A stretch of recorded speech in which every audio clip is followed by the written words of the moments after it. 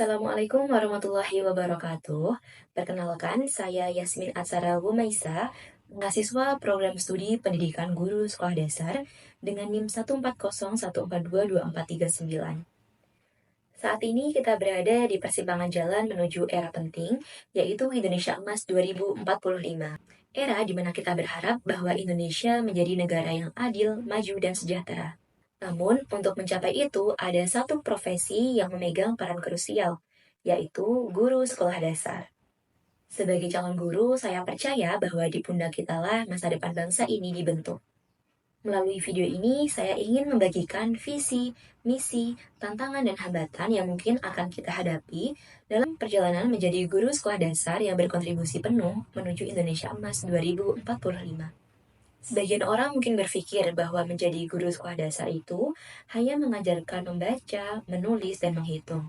Tetapi, visi pribadi saya jauh lebih besar daripada itu. Saya ingin menjadi guru sekolah dasar yang mampu menciptakan generasi unggul, inovatif, dan berkarakter kuat.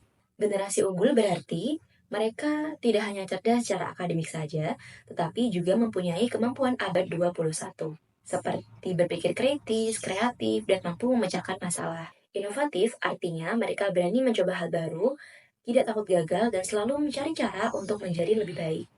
Dan yang paling penting adalah berkarakter. Peserta didik yang mempunyai integritas, empati, tanggung jawab, dan rasa nasionalisme tinggi, mereka adalah bibit unggul yang akan memimpin Indonesia di masa depan. Saya percaya di tangan kita lah mereka akan menjadi individu yang tidak hanya pintar saja, tetapi juga baik hati dan bermanfaat bagi sesama. Visi yang besar pasti memerlukan misi untuk mencapainya. Misi pertama saya adalah menerapkan strategi pendidikan yang menyenangkan dan relevan. Ini berarti bahwa saya tidak hanya fokus pada buku teks saja, tetapi juga menggunakan berbagai media pembelajaran interaktif, mengajak peserta didik bereksplorasi, dan menghubungkan materi pembelajaran dengan kehidupan nyata mereka. Belajar harus menjadi petualangan bagi peserta didik, bukan malah menjadi beban. Misi kedua saya adalah mengembangkan karakter peserta didik secara holistik. Selain mengajar mata pelajaran, saya akan menanamkan nilai-nilai kejujuran, kerjasama, dan saling menghargai. Mungkin dapat melalui cerita inspiratif, proyek sederhana di kelas, dan juga kebiasaan baik.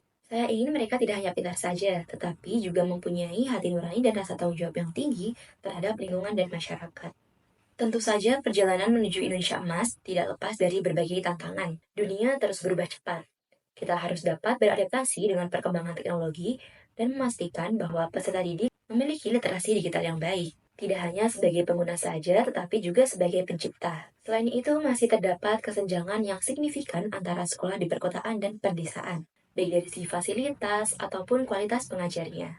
Ini menjadi tantangan besar untuk memastikan agar semua peserta didik dimanapun mereka berada mendapatkan pendidikan yang berkualitas. Di era digital ini, menarik minat peserta didik untuk belajar hal-hal dasar bisa menjadi sulit. Kita harus kreatif dalam membuat pembelajaran menjadi menarik dan relevan bagi mereka. Selain tantangan, pasti ada hambatan yang mungkin akan kita lalui saat di lapangan. Misalnya keterbatasan fasilitas. Tidak semua sekolah memiliki fasilitas yang memadai seperti perpustakaan, laboratorium, atau bahkan ruang kelas yang layak. Ini bisa menjadi hambatan kreativitas kita dalam mengajar. Hambatan lain yang mungkin terjadi adalah kurangnya dukungan dari berbagai pihak, termasuk orang tua atau masyarakat. Terkadang miskomunikasi atau perbedaan pendapat tentang pendidikan anak bisa juga menjadi tantangan profesi yang membuat guru menjadi terbebani dengan administrasi dan target yang tinggi. Tetapi, setiap hambatan pasti ada solusinya. Untuk fasilitas yang terbatas, kita bisa berinovasi dengan memanfaatkan lingkungan sekitar untuk media pembelajaran.